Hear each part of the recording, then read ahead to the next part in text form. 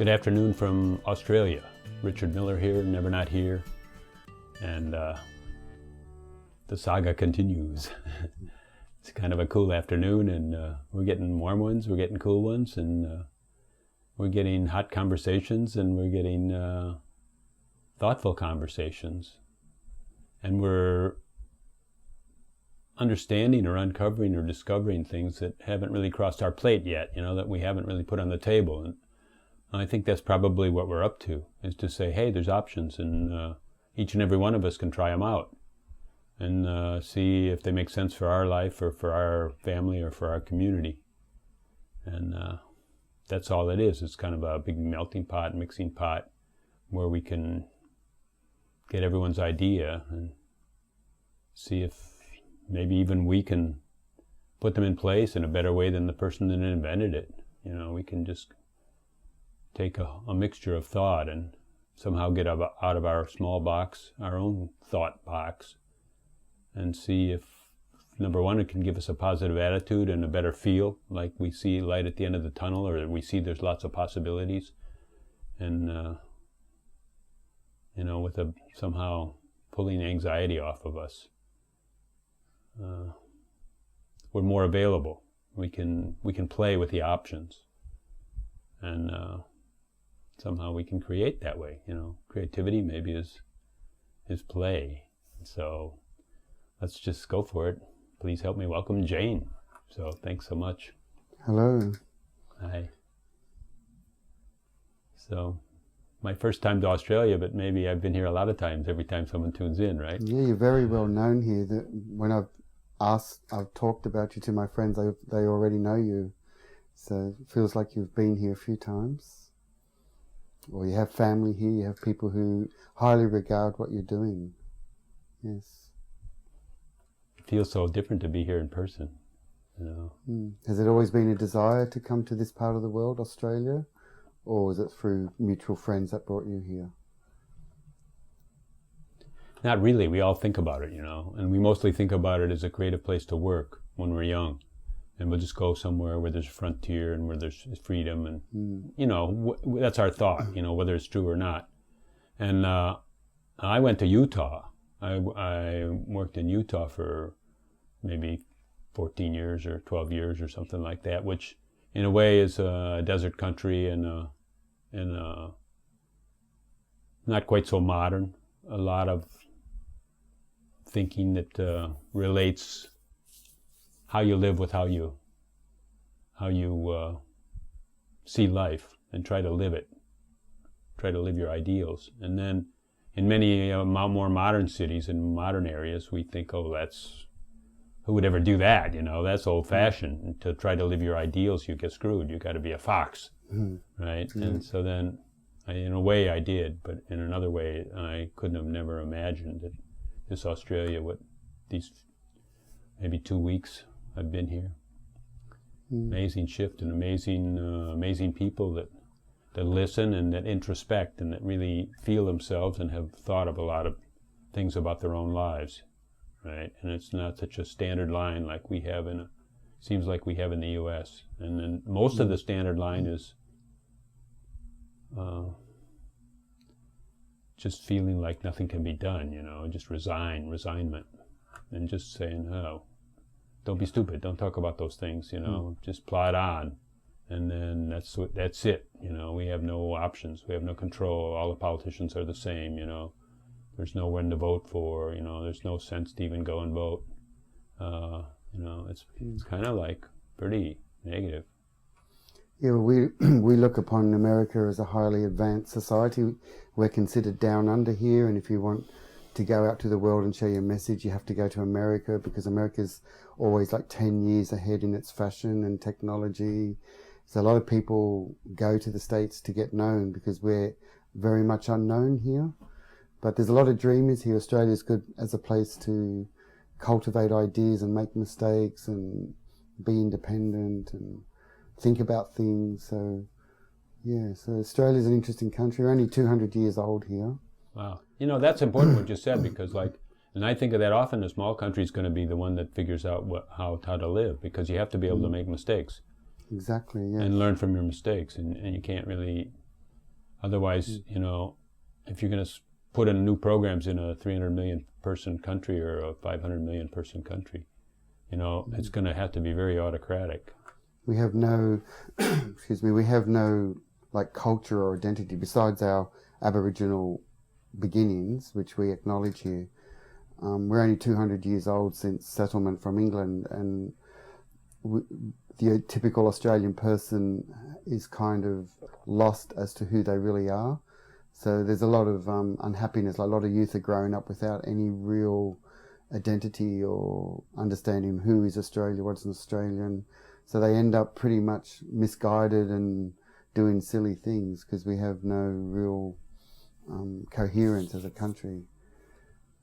My parents came here for the same reason. They came from Lebanon, had children, and they had this notion that if they came to Australia they would make them wealth, because they heard rumours that when other brothers and sisters from the remote village went to America or Australia, they all made $1 million. So every uncle that I have now who's come to Australia, they've all made their millions because they work 7 days a week. So that was my issue, is that I grew up in a very wealthy family in Sydney, and my father forced me to do medicine to keep the heritage going, you know, so that we could, I guess because they were poverty stricken from a very remote village, they wanted to have their children become lawyers and doctors. And so all my life I thought I was going to become a doctor, and then I just I renunciated everything at the age of about 18. I just decided to give everything I owned away. And I have to thank my principal at this high school where I was going, because he came up to me one day and he says, "Who are you? Like, why do you want to do medicine?" I said, "Oh, because my dad," you know, I had no real self-knowledge, and I just explained to my principal, and you never get to sit with your principal. The principal is the top figurehead of the school, and he calls you out. So he asked me to come to the room, and I listened to him, and he said, "Look," he said, all my friends are doctors, and they're unhealthy. They might be rich, but they're unhappy and overweight. He says, "Look," he said to me, "who are you and what do you want to do?" And no one had ever asked me that in my whole life. At 18, I'd never even thought. And I thought, wow, I want to become a writer. I want to be I love mathematics and I want to write. And he says, "Well, do that." And he even selected the course for me. So I started doing a course in communication in Sydney University. But after 2 years of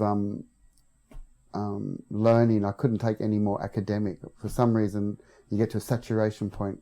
So I just decided to just give everything away. And at that time, my father wanted to keep me in the community. They tried to marry me. And for some reason, like when you have a very wealthy father and you got all these beautiful girls, and that because my father was a millionaire, he could literally pluck any woman that he wanted for me.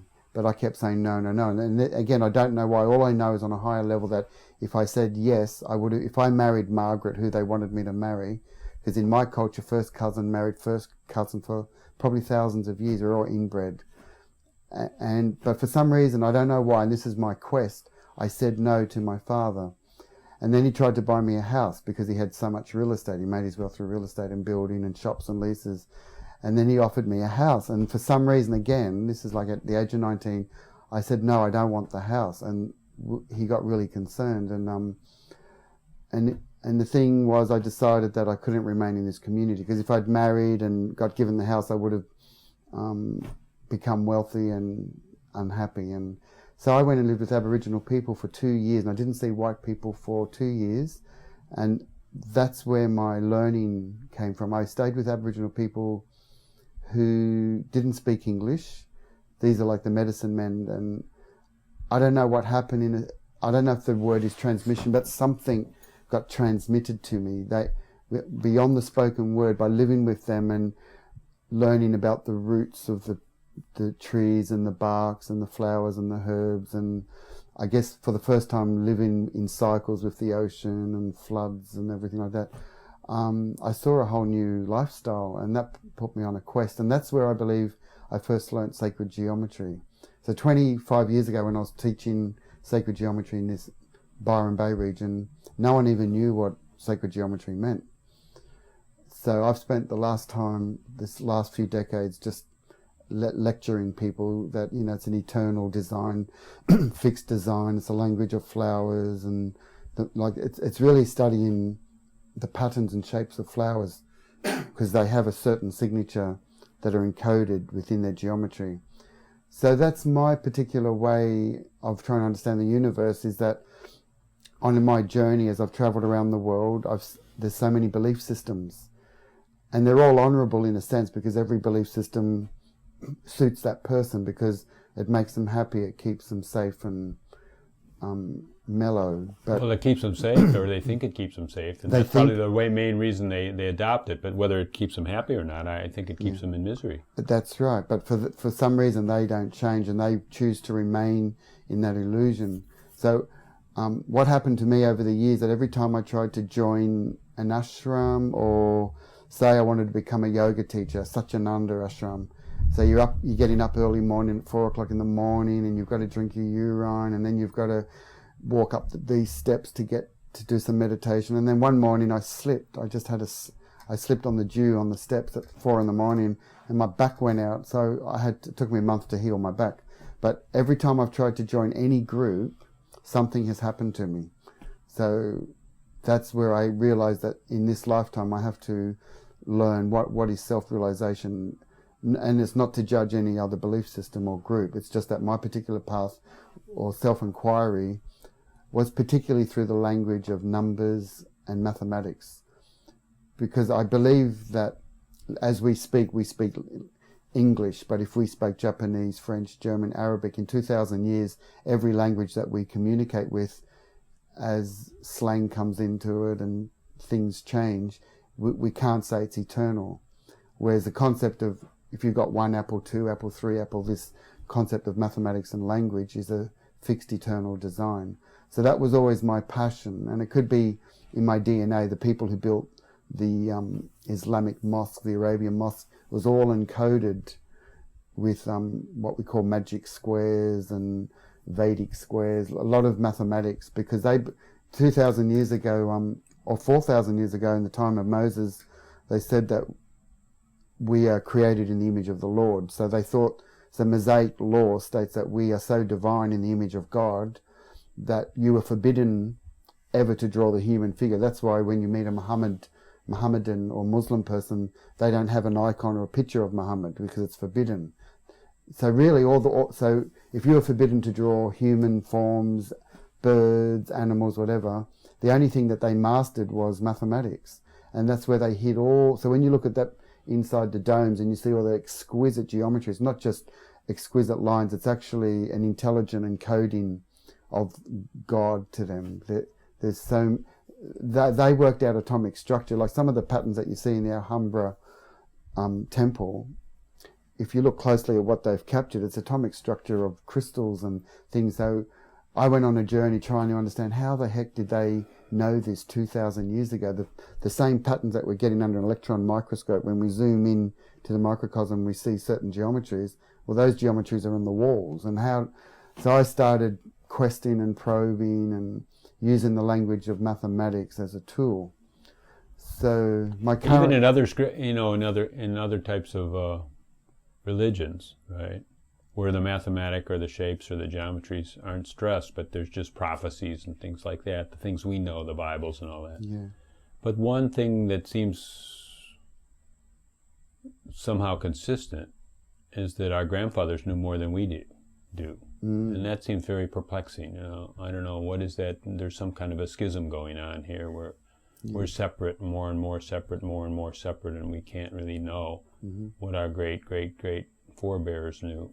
Well, I believe that's actually what I'm teaching here in Byron Bay. What I'm running with is that I'm teaching a thing called Vedic mathematics. I did the first DVD in the world on Vedic maths, and it's a lost system, just like Vipassana or the teachings of Buddha got lost, and it was Goenkaji, another Burmese monk, family man, revived the whole teachings of Buddha. And just like Vipassana was revived, well, Vedic maths was this amazing system of being like a human bio-calculator. So imagine if you could multiply anything in your head, like, what's 108 times 109, and you could just see the answer in your screen.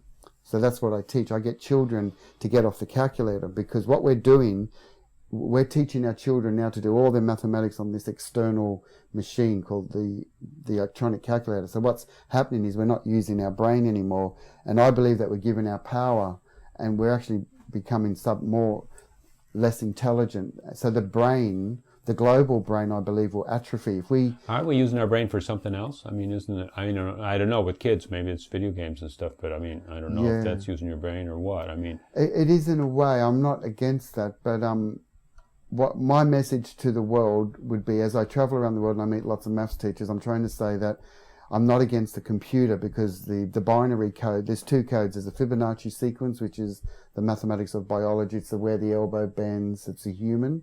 And there's the mathematics of crystals and silicon chips and machines. And that's based on the binary code, which is 2, 4, 8, 16, a doubling sequence.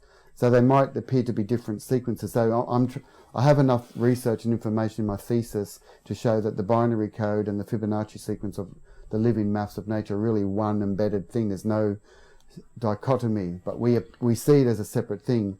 But can you say more about Fibonacci? You said so simply, 2, 4, 8, 16. That's a binary code. The binary. It's just 1, 2, 1, 2, 1, 2. The way we store memory, this computer that I'm looking at now, the way it stores billions of bits of information is in cubic matrix, which is all based on cubic numbers like 2, 4, 8, 16. If you keep doubling, and all those numbers are squared numbers, cubic numbers. Like shape is what stores memory. That's the binary code in a nutshell.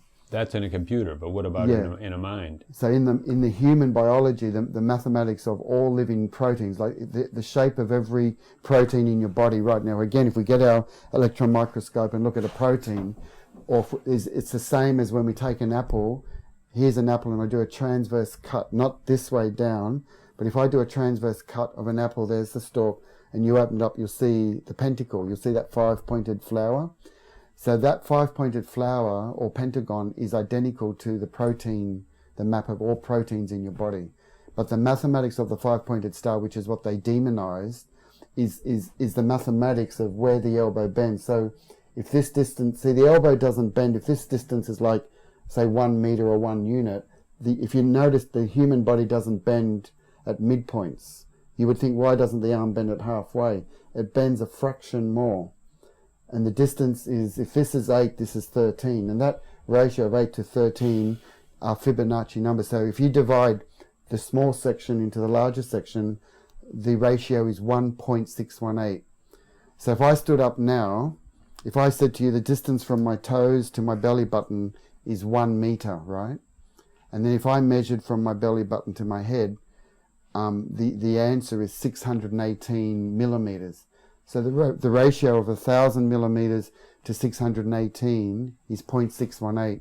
So it's the same ratio of the arm, flowers, So then how do you figure that? Because people are different. Otherwise they wouldn't have different pant sizes, right? So what we do is over 1,000 people, if you got 1,000 people and divided those results by 1,000, the mean, the average, would be 0.618. There's people who spend their whole lives just studying the Fibonacci sequence. Yeah, but there is no mean, right? I mean, a mean is just a thought, and there's no mean, and there might be one or it's two. It's like an idealized form. Well, it's not even an ideal. It just means like this is kind of like how it's washing out, and maybe not even work that way. It's not even it might not even work very It's like that way. when you study the mathematics of beauty and the way Michelangelo sculpted the David form, they would have been trained with certain ratios that were aesthetically or harmonically pleasing to the eye, that the distance from the eye Western, to the nose. Isn't that very Western? Because we call that classical, that's Western. In other words, I'm saying if you go to what's that tribe in Africa, the Maori or something, where their necks are stretched. Oh, Maasai, is it? Maasai, and they got big lips and stuff like that. Is that's that beauty? True. That's beauty it's beautiful. It is beautiful. I resonate totally to the Maasai.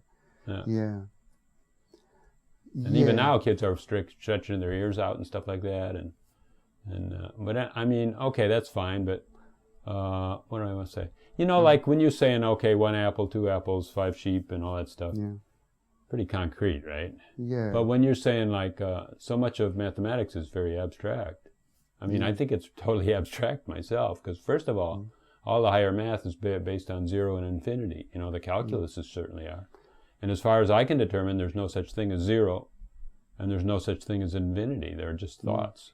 You know? But do you know that in our current world of mathematics, if we didn't have this concept of the zero, we wouldn't have computers. Yeah, I know. Without this entity, the No, that doesn't mean it's real, though. That just means that it's a structure we made, right? It's a structure, but... No, we wouldn't have so much without zero. See, the calculus is like taking a zero step and doing an infinite amount of times. Exactly, yeah. And then with just a length, you can calculate areas and create curves. And then those curves are predictors for movements in the universe.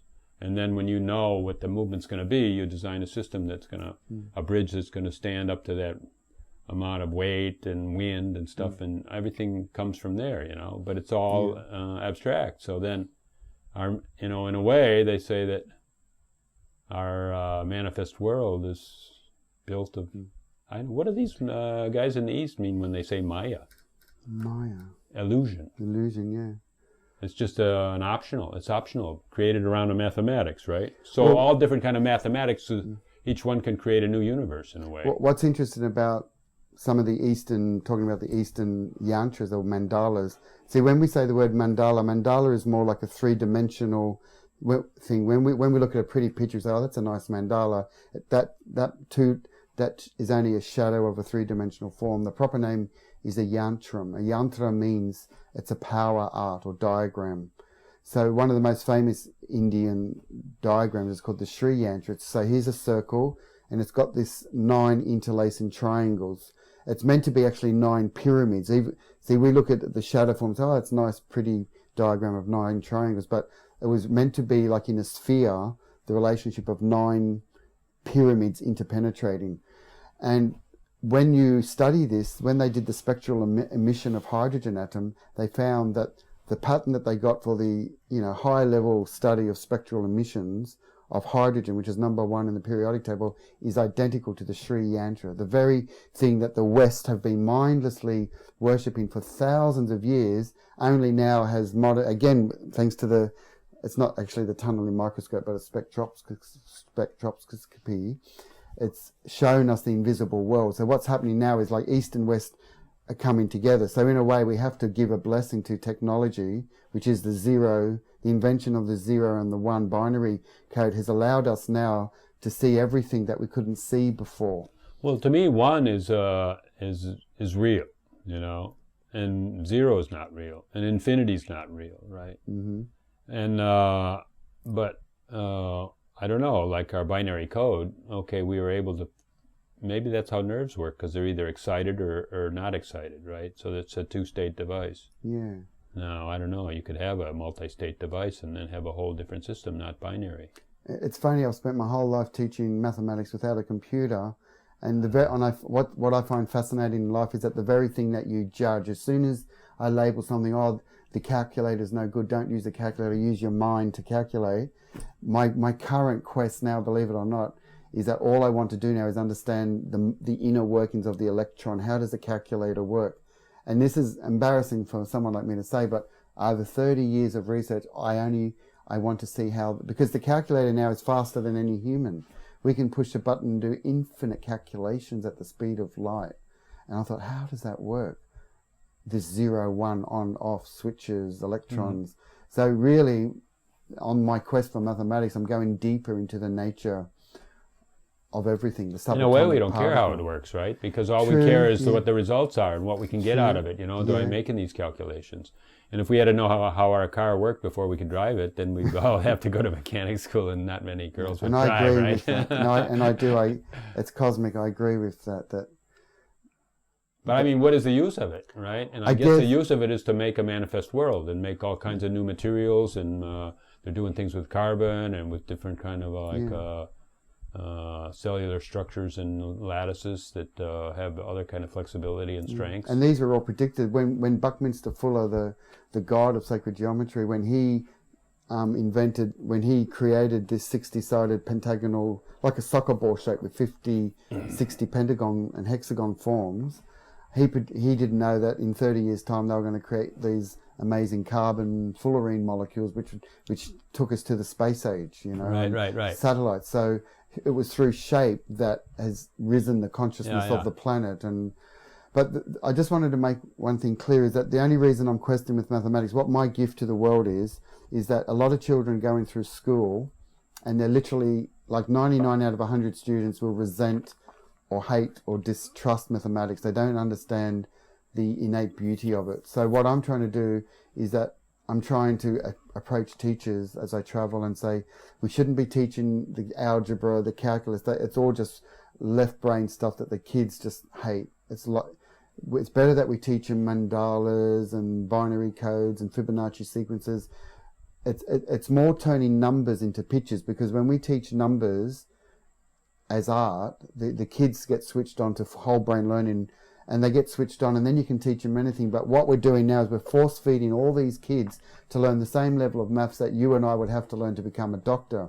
So this was my wound, that as I was doing higher level maths to do medicine, to get in the top 2% of the state, I learned all this crap. And I did well because I was 1 in 100 that could study, because I was like a robot. My father forced me to study to fulfill his inadequacies of not becoming a doctor in a poor country. So he wanted me to do that, but I followed my heart, luckily, and went on a journey.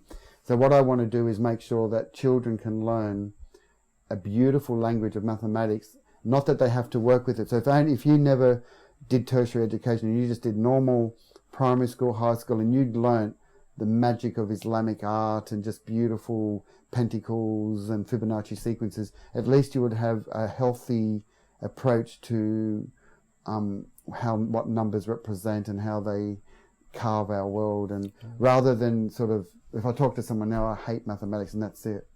Yeah. So that's my job, is to take the esoteric information, all the research I do, and transduce it down, bring it right down to the level of a 13-year-old, so that they can say, oh wow, it's beautiful. Whatever that level is, it might be a very high level.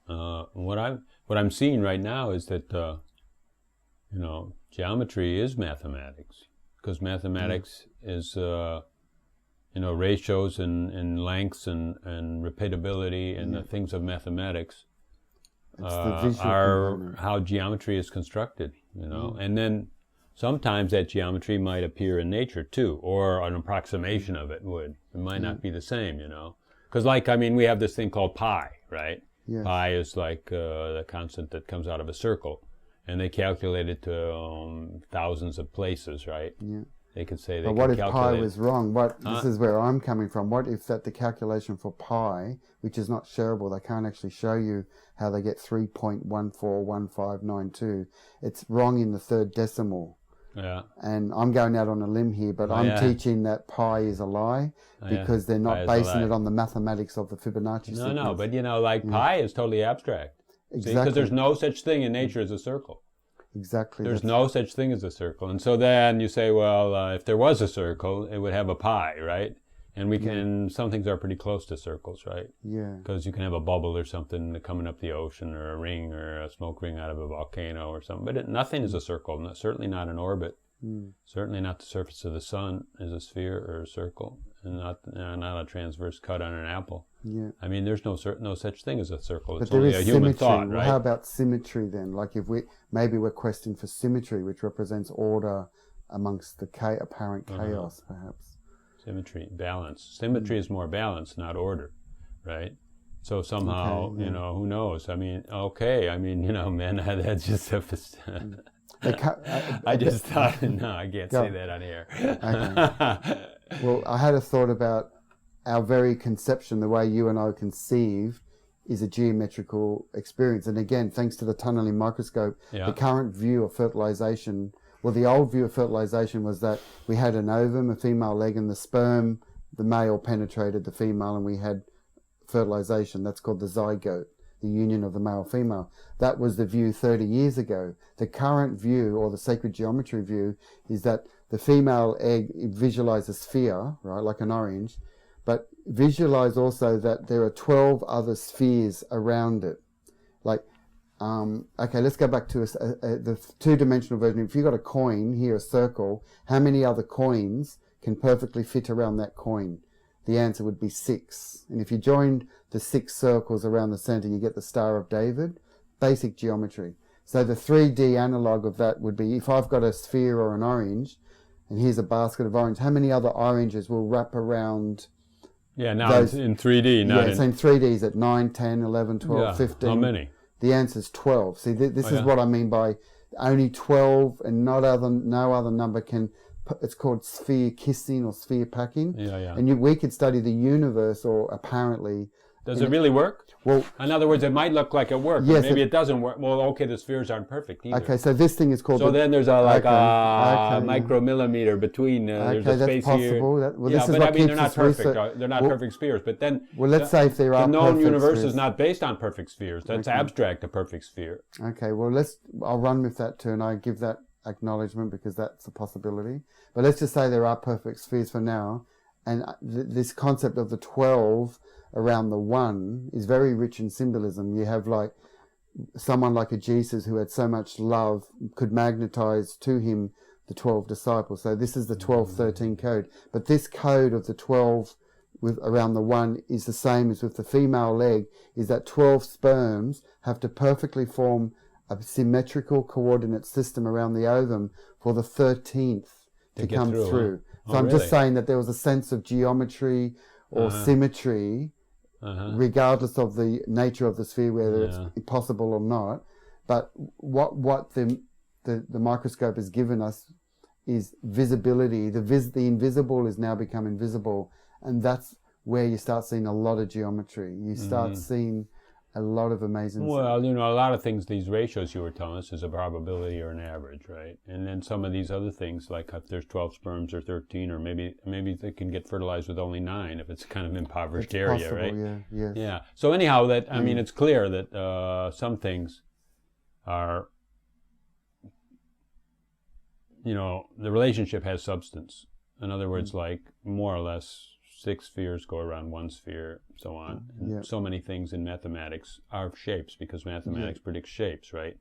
And then there's a whole other part of it where you start to interpret that and say, well, that's those 12 balls around that marble is Jesus' disciples, and to say that and it showed up in a temple, where they had, it's also there was 12 around somewhere in the Mayan culture, or something like that. You're starting to see, and then you're starting to spread allure around, which could be cool too, it might, but I mean, if you were teaching mathematics, and if you could just separate the lore and just teach the shapes and the numbers and show how they relate, they do relate, and then if you want to take it farther, I don't know what, I mean, then you're into the world of prophecies and predestination and pre-knowing, and I mean, a lot of people know a lot of things, right? I mean, okay, I grew up I spent a part of my life in Salt Lake City where they have Mormons, right? Yeah. And Latter-day Saints believe that there was a culture over here in Central America where Jesus came after he arose. And then he started a whole different culture over here and wrote some more scriptures.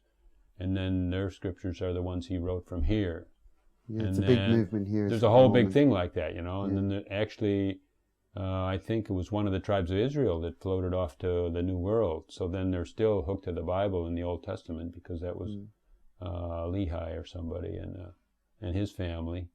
And so there you go. But I mean, that's a lot of interpretation. And, they maybe have a lot of truths in what they say, and what they say allows man to relate with man in a better way, maybe. Maybe. I'm not saying yes or no, but I mean, then whether their interpretations are all right on the money and that actually historically happened, or if that's metaphorical, or what that is, I mean, I don't know if I need to know in order to live a good life.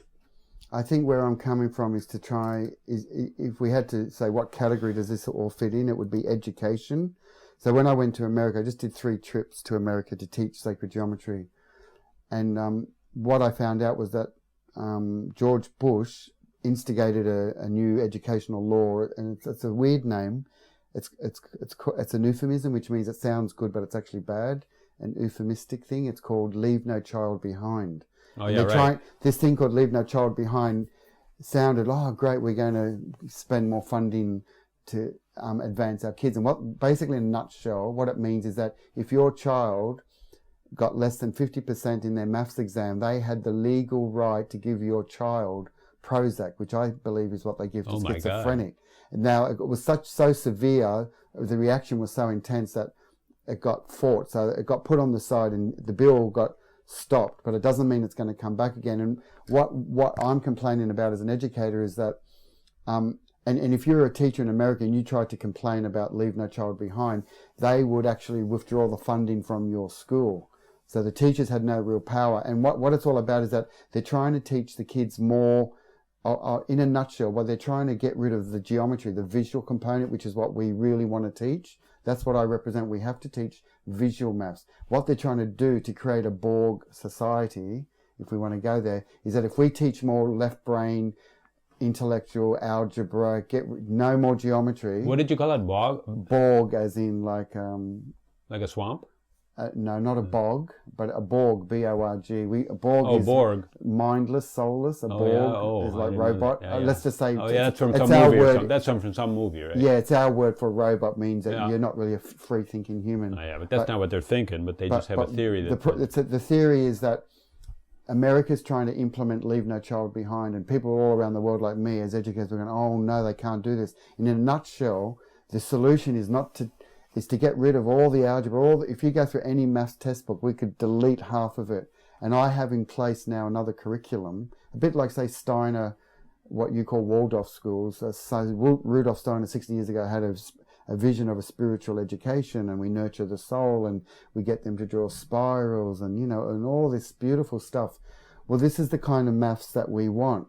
So all I'm trying to do is create an opportunity for the next generation of kids to come in and learn meaningful, beautiful visual mathematics, and let them become the next scholars and town planners and designers. All I know is that it's like, I know my mission. My mission is I'm here to introduce a new curriculum. That's Jain. Oh, who's Jain? Oh, Jain's got this thing about turning numbers into pictures. So the book I'm currently writing now is called The Art of Number. So no one's ever talked about the art of number. It's very Islamic. It's like the idea of temple art, if you could see all the art in the temples, there's a whole mathematical beautiful, it's actually your times table. If you could visualize your times table that you learnt at school, 3, 6, 9, all of them in a box, it's an 9 by 9 matrix of 81 numbers. I could take that box of 81 numbers, compress all the digits to single digits, and in a few swift movements with the pen, we could create the atomic structure of platinum crystal in front of your eyes. And the kids go like, oh, wow, is this the times table? But if you only knew how beautiful the timetable is. Is that how you do these quick calculations in your brain? Is like you do it with geometry? Yes. You refer to geometry instead of the linear process? You have to create a structure for the numbers. You know, in the Matrix, at the beginning of the Matrix movie, all those numbers were just coming down. Well, if you said to me, what's 108 times 109, I'll do it in my head. I have to create in my inner mental screen, like a TV screen, something with 2 digits. The reason why there's got to be 2 digits, because 108 and 109 are near the base of 100, and because of the zeros, because the secret is the zeros, because 100 has 2 zeros, I must have 2 digits here. So I've already created a receptacle for the digits to fall into. If you don't have this structure, you can't do it. So just as soon as I create the screen and the something with 2 digits, I can see the answer like fluoro light up. So the answer would be, so I've got 108, 109. How much are these numbers more than 100? It's 8 and 9. And what I do is I take the 8 and I cross add it. I add the 8 to the 109, which is what? 8 to the 109 is 117. So I've got half my answer. So I've got to hold the 117. And then the next part of the answer, what's those 2 numbers I raised, 8 and 9, are what? 8 times 9? 72. 72. So there's the answer. So I don't even know what the answer is. All I know is that the answer is 11772, 11,772, at the speed of light, literally at the speed, like a computer. It is so amazing and enriching. We call it Vedic maths because it's what they were doing 2,000 years ago. In fact, when we say, see, I'm in trouble with my Arabic community because I'm teaching that the Indians developed the zero.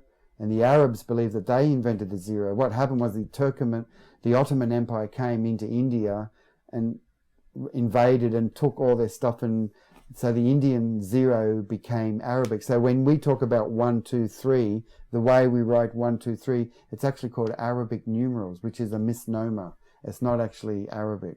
It's a Hindu invention. Anyway, so there's a whole history to that. But and this Vedic maths component is only a fraction of what I'm teaching. I want to teach more the geometric stuff. Is that open to everyone? Because like some people are kind of linear thinkers, and some people are more, like for instance, like you go to Google Maps, you know, and I like to look at the map and look down on it and say, oh, this is over there and over there, you know. And other people say, no, don't give me that. Just give me the first turn right here, turn left, go 200 meters, turn right. And that's kind of like way down in there going linearly. And I hate to be linear because I'm not, here's very another good thing. at it. But I mean, like somebody working that matrix. In other words, they're working that matrix and they're going 108 times 109. I mean, can only a certain people with certain predilections go for that? Or I work with dyslexic kids. When I started here in Mullumbimby, we're in Mullumbimby here, there's 100 kids that just didn't get it. You wouldn't believe it, but I do a lot of tutoring here. A lot of the students here a lot of 15-year-old students here don't even know their 3 times table, 4 times table. And if you don't know your basic or the foundations, there's no point teaching all the other sutras and formulas. So they can't even get past their times table. So I just wanted to quickly show, like if you want to do your 11 times table, like pick a 2-digit number from 20 to 100, something like 30, 23. Okay, say 23. So at the speed of light, when you're multiplying by 11, you add the digits. So one of the sutras, so 23 times 11 is, I say, here's the 2, there's the 3, add the 2 and the 3. We're not even multiplying, we're doing something totally... Yeah. So we add the 2 and the 3 is 5. So you sandwich the 5, so there's the answer. So that's what Vedic maths is. There's another... That's your 11 times table, but first of all, you need to know your 6 times, 7 times, 8 times, 9 times. And instead of taking 2 years to learn all your times table up to 9, I can teach you all your times table in 5 minutes. In one lesson now. Yeah. Just one quick example. Like if I said to you, what's 9 times 7, right? So you get the 10-year-old. Well, you could go 70 minus 7. You could. So then it would be 63. Okay. Well, because I would just say, okay, 10 times 7 is going to be 70, and then there's 1 7 too much. So then take that 7 off. And how about say 6 times 8, for example? Let's just take a took it. I just happen to know that one. Okay. Well, let's just say 6. We'll do 9 times 7. So you go 6. Each finger is worth 6, 7, 8, 9, 10. So on both hands, 6, 7, 8, 9, 10. So I look for the 9. 6, 7, 8, 9. There's the 9. And we're multiplying 9 by 7. So 6, 7. So there's the 7. So as soon as I connect the 9 and the 7, there's the answer. The 63 that we're trying to get is right there. So what the answer is that everything that's joined and below is worth 10 points. I've got 1, 2, 3, 4, 5, 6. So there's the 6 that's joined and below. Yeah. And then, so I've got half my answer. So that's 60 something. The other bit is what's left over. I've got a 1 and a 3, but you don't add them. It's not going to be 1 plus 3. It's 1 times 3. Oh, yeah. So I go 1 times 3 is 3. So the answer is 63. So you've just done, let's just say we did a few more examples. You locked it in. You've done 2 years of maths at school that was painful rote learning, and you've done it through a tactile, visual, and the kids love it. So if you start giving children at a young age these tips, visual tips, they love mathematics. That they'll be wanting more. They go, wow, I want more. Yeah. But the problem is we're force feeding them this factory style algebra and stuff that they will never use. I guess that's stimulating a different part of the brain, but it's not correct. It's only good for people. Brain, right? Say you're going to become an engineer, fine, we'll teach you all the algebra, calculus, but not everyone's orientated that way. So I'm just trying to bring in some changes, and it's taken my whole life. It's just to do a few modifications of the existing system. But can't you go in through homeschools? Because I do. That's what we're doing here. I'm creating a little homeschool. Because like homeschools are like, I'm understanding they're pretty flexible. Yeah. You know? My mentor, Buckminster Fuller, he said, don't try and change the system, don't beat your head against the wall trying to change the system. He said, create the new model. So where I'm at right now is at Jain's in Mullumbimby. We're creating homeschools. We're getting students now learning this system, and the children will be the model for what we're teaching. Right. You could write about it, talk about it, but in the end, you've got to have students that are really benefiting. That's what I think, about society, greater society, that we have to go to the smaller countries. because the Yes. smaller countries, can take some risks and can beta test stuff. And if it's not a smaller country, you could just go in your community and see if you can get your village to operate in a different way, or to initiate some kind of a different politic or something. And then we'll say that we'll call it a beta test, and saying, well, look what we've done here, in so many years. Okay, even if it takes a long time, in 20 years, most of the people that came out of our small school system have gone past the university and are all involved in social enterprise, and they're caring. They're part of the caring industry, and none of them are really rip-off artists or whatever the result would be, and so go to smaller Australia in that sense is a smaller country, right? Yeah, and in the end, we're here to serve and contribute to the community. We're not, a lot of us here living here in this lifestyle.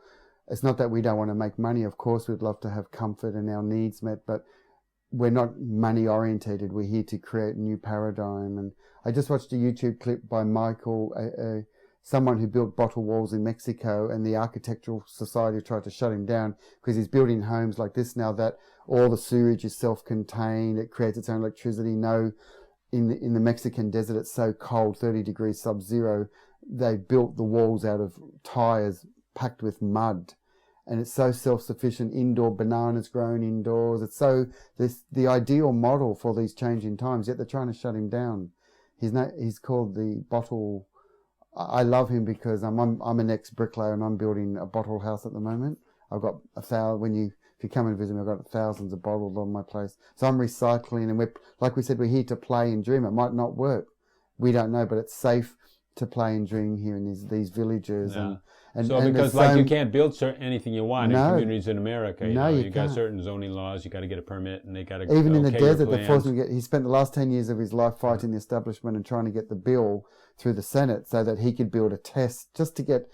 He says, look, if you're a physicist, you've got to have test sites. Like if you're going to drop bombs, you need test sites. Well, we're building new homes. We need to make mistakes. That's what he said. He says, we need to make mistakes. We might build it. He's building houses out of recycled Coke bottles, like these plastic bottles. Right. Couldn't he go to the Aborigines or like the Native Americans? So what happened? Those guys have autonomy, right? That's what he did. So when the tsunami hit India, because he got shut down, he went to help the tsunami victims, and they started building all these houses instantly out of all the polluted. He offered 1 rupee for every bottle, like this plastic bottle here, and they quickly got thousands of plastic bottles, and they built these domes, and they became little heroes. But he did it from his heart because he just wanted to show here's a model that works, and these victims need support. And I don't know if it was commercial or what it is, but every once in a while you'll see something on TED. I don't know if you watch TED out here, but I think TED even comes to Australia. It does, yeah. And I remember one guy, he was talking about electric cars, and, for some reason you can't really get them going in America. And California almost had them going. They actually built some, and then the car companies, instead of building more electric cars, they went to the Supreme Court and they shut down that law, and then they recalled all the cars and crushed them. And so that was their solution to something new. And but it seemed like that, as I remember this one, that this guy had an electric car that was, and the main problem was that there wasn't charging stations. And so he claimed that he had gone to Denmark and to Israel, and that somehow the countries had got together and said, look, we'll build the infrastructure, you supply the cars, within 10 years we'll only have electric cars here, because there won't be really any need for any petrol, and we don't want to buy petrol from outside. Very good. And whether that's really happening, or that was a couple of years ago, or whether that was just kind of a pipe dream, or whether a country could get behind something that was, not in a way driven by the commercial giants, right? Not by the oil companies. And really, so it's happening here. Like, the exciting thing about living in Mullumbimby Bay is that every few months there's a new farmers market springing up. People are taking control of their food. We saw a documentary in Byron Bay, and I've never seen Byron Bay packed, where like hundreds of people are out in the street queuing up just to see a DVD. I was in the queue, but I've never seen, in the whole 30 years that I've been here, the name of the documentary was about the Cuban peak oil crisis, how America suddenly pulled the plug and they had no oil. So Cuba was in a mess where they had to grow food. Everyone was on bicycles again. There was no, but they ended up becoming the kings of permaculture in the world. So people from Byron go to Cuba to learn how the hell did you get so self-sustainable. if something happened, we don't want to wait for a crisis. So they didn't have any fertilizer and they didn't have any insecticide, and they had to do something else, right? Yes, all the fuel was gone, and they just solved all their problems and they've become the world leaders now in sustainability. And my friends go from here to Cuba just to say, we need to know what you're doing in case something ever happened in the Byron Shire. We want to, the secret was to start farmers markets and things like that and support the local farmers. And I'm not against all the Coles and Woolworths, all the big giants here. That's because in the end, it's our choice.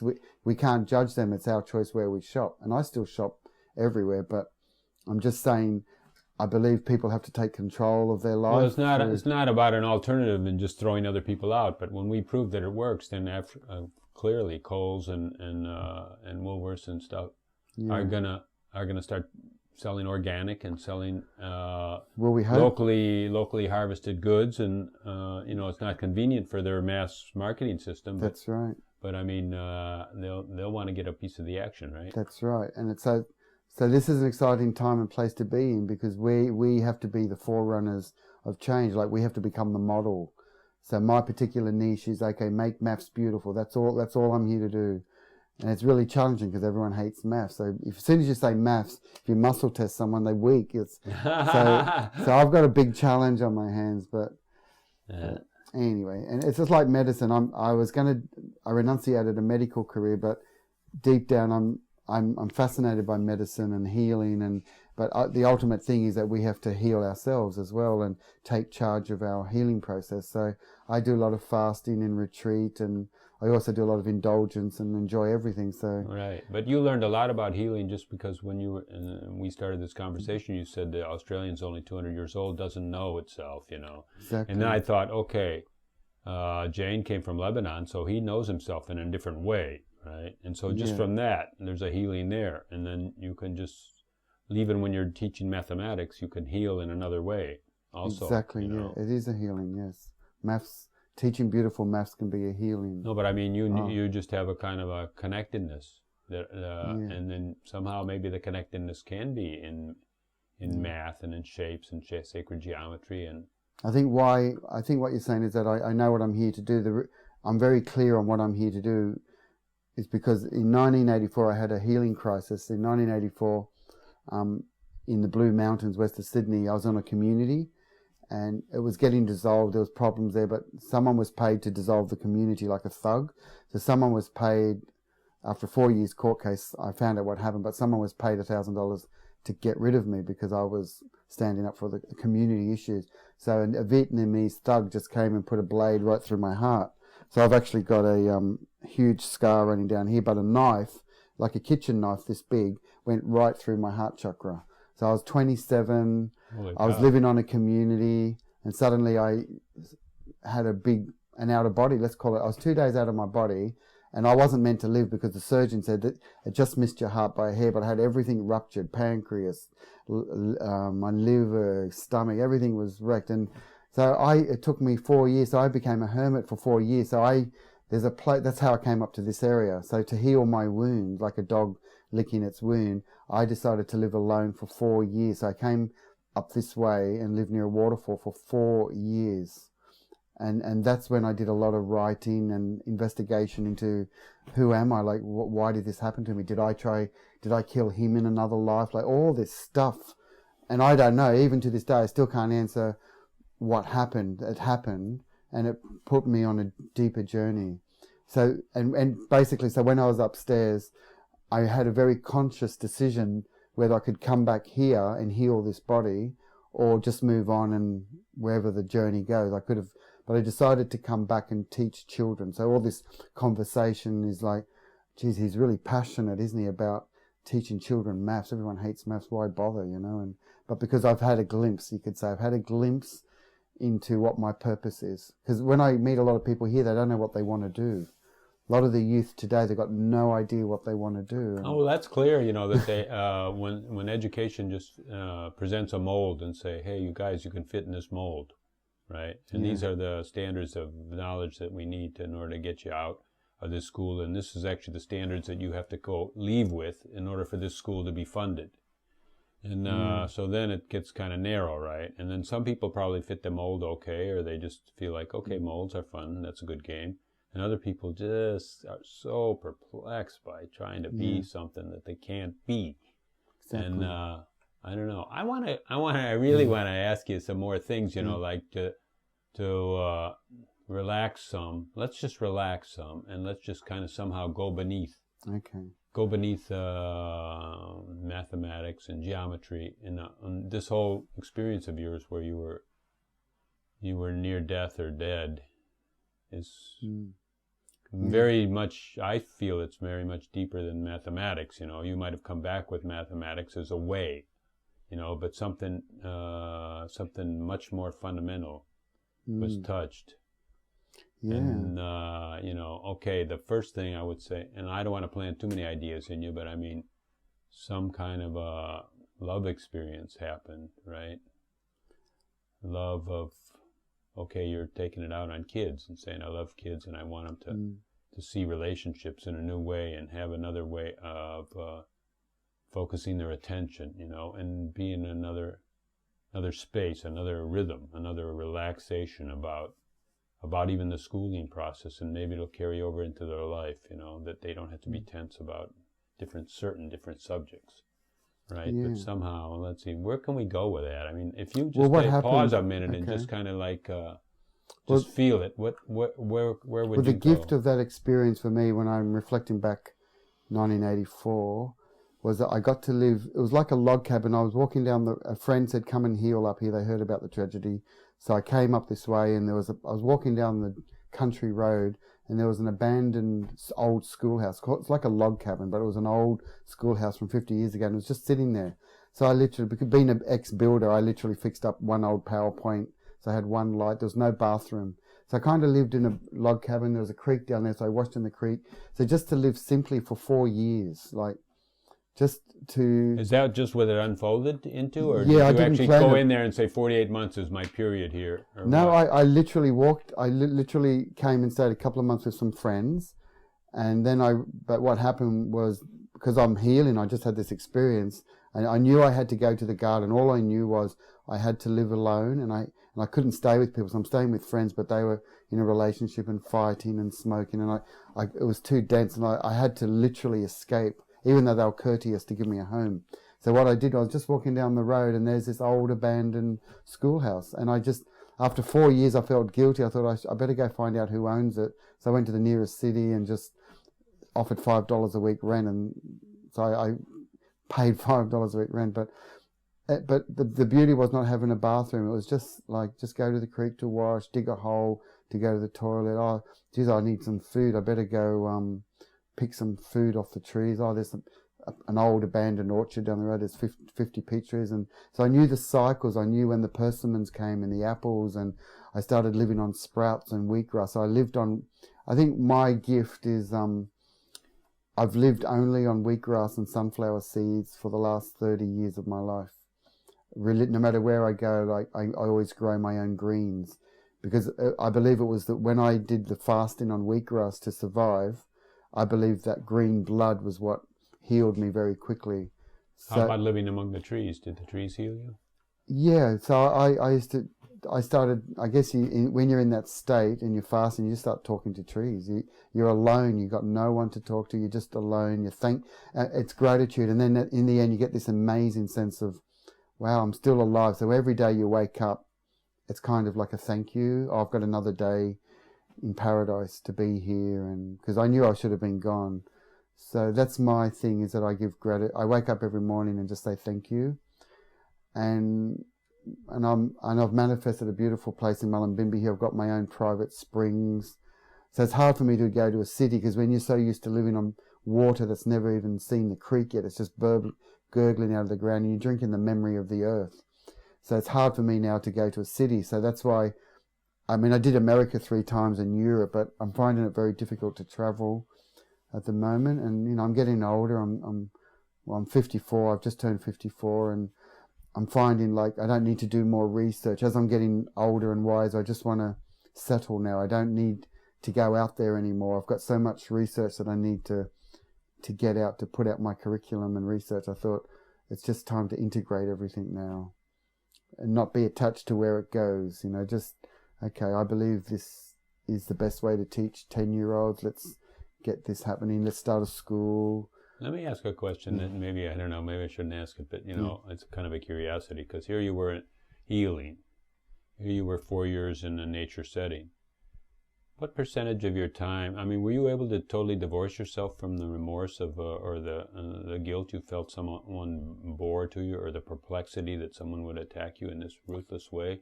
Or did that creep in once in a while? Or were you just in silence, or, getting I was angry stiller at and first. stiller and stiller? Yeah, I remember, I'm writing a book about it at the moment. There's the manuscripts that I wrote way back when I was alone. I'm having to face all the stuff that I thought about, and there was some initial anger at first, but I realized that I needed to thank him for this experience, and I even met him again. I even met the murderer. He instead of getting life sentence, they put us on lie detectors in the end, because they said you can't prove that he kept saying that I tried to stab him first. So in the law court for 4 years in Sydney, he kept saying that I tried to stab him first. And in the end, they put us on lie detectors. They put him in, he got life sentence, but then he was out on the street in 6 months, and him and I met in the streets in Balmain in Sydney. And we met another time. We met 2 times. When the court got adjourned, we all had to go have a break for 2 hours till the court adjourned and reset again.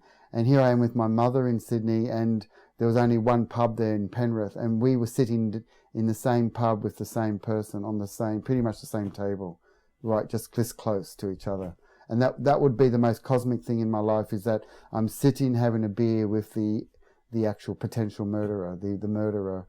And, my mum's really scared of him and upset, but how could that happen, So I've had to deal with this very thing of encountering that.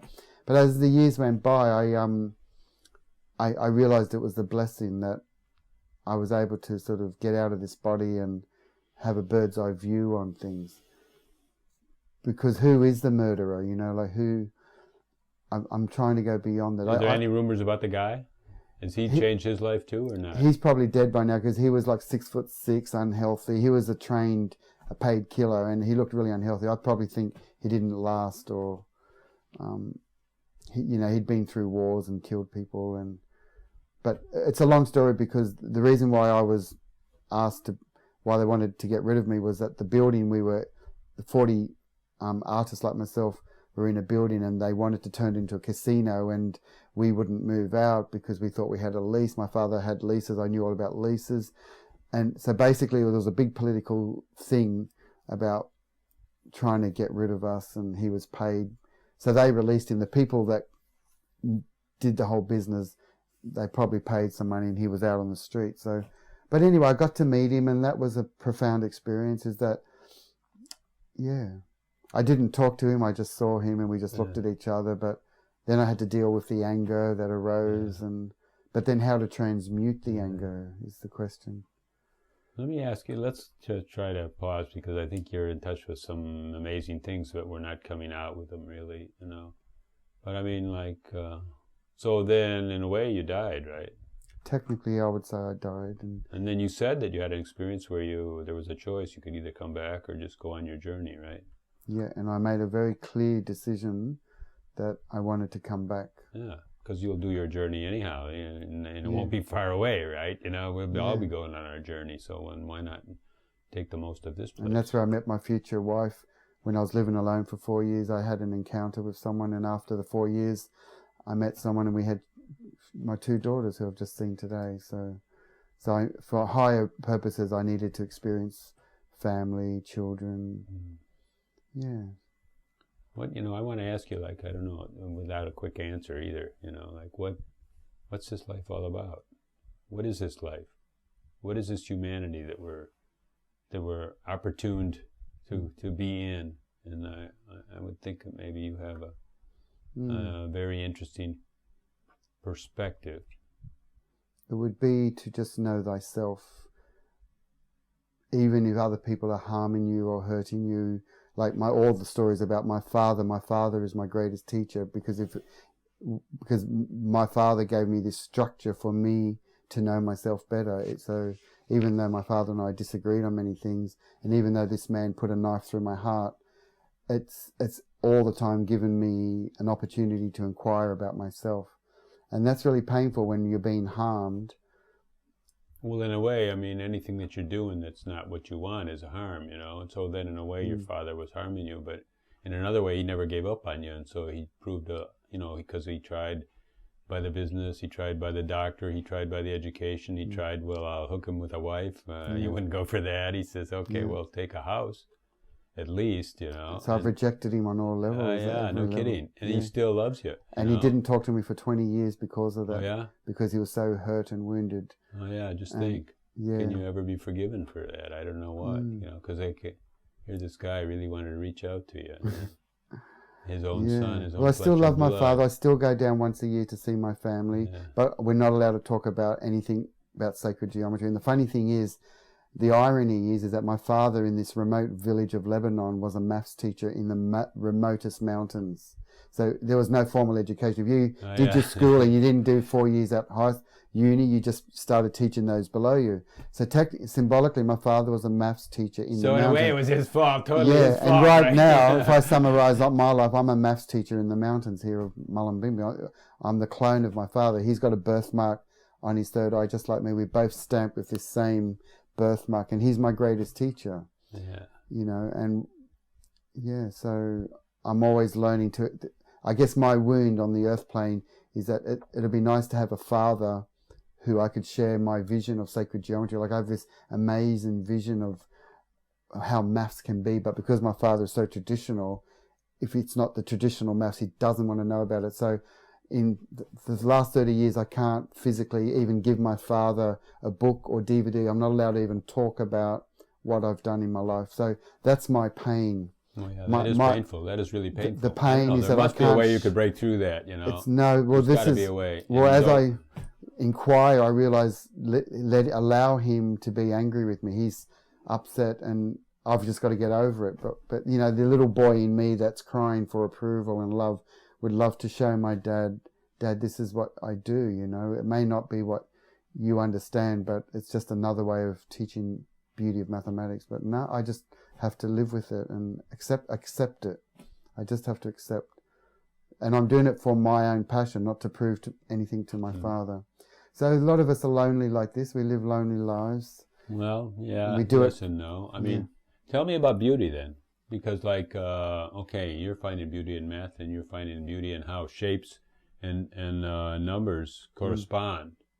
And there is a beautifulness there, and there's a symmetry there, and there's a balance there, and even if it's fundamental, it's beautiful, and even if it's not fundamental, it's to life, you know. I mean, it doesn't. Some people want to make it fundamental to life, but it's just it's a symbol of what our society can be, I suppose, because our society is a construct, and it can be symmetrical and balanced by your proving it in another field.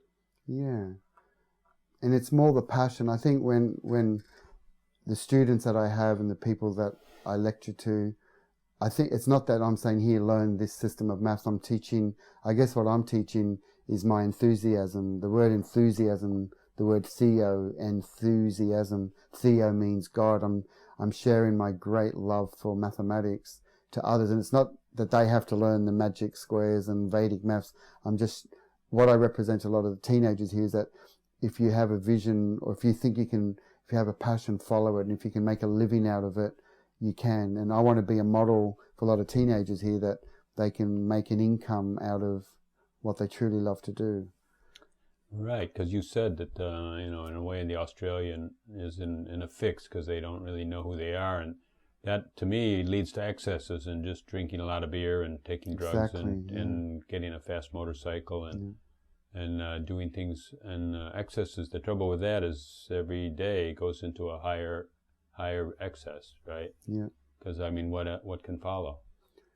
An excess can never really relax and calm down and settle and be introspective. An excess always has to top yesterday or top the guy that did it before you.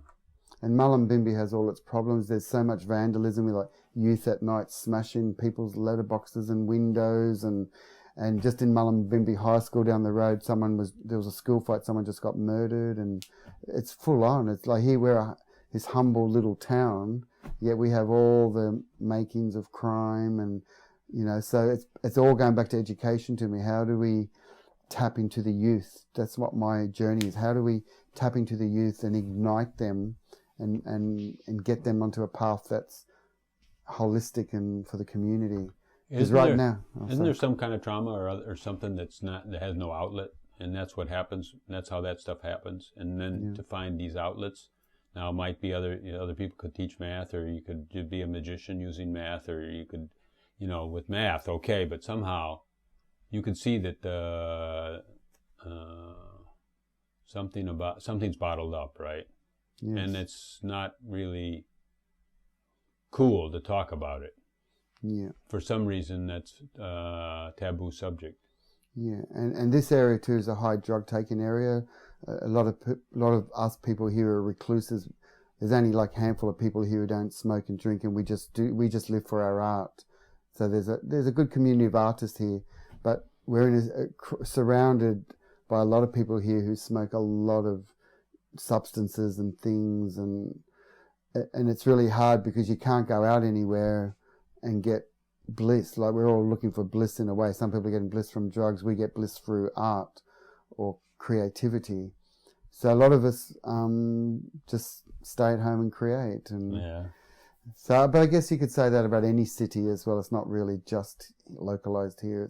Maybe it stands out here because it's actually a peaceful area and not that dense, And in a big dense city, it seems obvious that everything's going to hit the wall in a different way, right? Yeah. And so then it's maybe more shocking here, especially when people take their own lives or do things that in such an idyllic location, actually, and still not finding any solace out of that grandeur that we live in. And it's so obvious here, so you really have to be blinded in a way not to see it. Mm-hmm. Yeah. Yes, I guess you're right. In the end, it's all about lifestyle. I guess, like you were saying before, on a deeper level, we find simplicity in our life. We give gratitude. We just enjoy the simplicity of lifestyle. To wake up in the morning and go to an organic farmer's market and come home with a basket full of freshly picked food that was picked at dawn, and you have a connection with the man who grew or the woman who grew that cabbage. It's just so beautiful. And so I'm really in love with this area. Not like I am. I've traveled the world. I've done a lot of traveling, but I can't wait to come back and just go to the markets here and meet a few friends. And so to me, it is about lifestyle and simplicity. Yeah. Jain, I truly thank you. Thank you. It's really comfortable to be with you. I feel we have I was saying to Rena today, I feel like I've known you when she showed me your website today. I thought, I know this man. I know this man. So obviously we've met before. I'm a funny guy. Maybe it's easy to reflect, but I feel I reflect your introspection, and sometimes I'm pretty active and jumping around, and flailing my arms and semi-believing what I'm saying. And other times I'm just kind of, maybe I'm getting the Australian laid back. I don't know. I'm just making something up now. I'm kind of going off the deep end. Oh, no, I learned a lot about myself just talking, just all the time trying to understand who I am. I'm not trying to say I know the answers, or I'm just another person saying that from my perspective, symmetry, mathematics, the laws of nature, the laws of flowers are impermeable. And if we copy nature, we can perhaps comprehend the bigger picture somehow. So if it has educational level, then my job obviously is just to share the insights that I have, and that's the best I can do. And because I love teaching children, I love working with 10-year-olds, 15-year-olds, I just love that. Then I'm glowing, I'm happy that... Right. Well, that glowiness is the healing, and you're healing that schoolyard and really in a way, I'm just feeling that, like you said, talking so much. I don't know anything, and just we discover through talking, and maybe tomorrow we'll discover something else. And that's what I'm up to, and I'm sharing it with all of you, and inviting you into our circle. And every once in a while, I even let you in because I turn on Skype or something and do a webcast. But so, thank you so much, Jain. Thank you. Pleasure.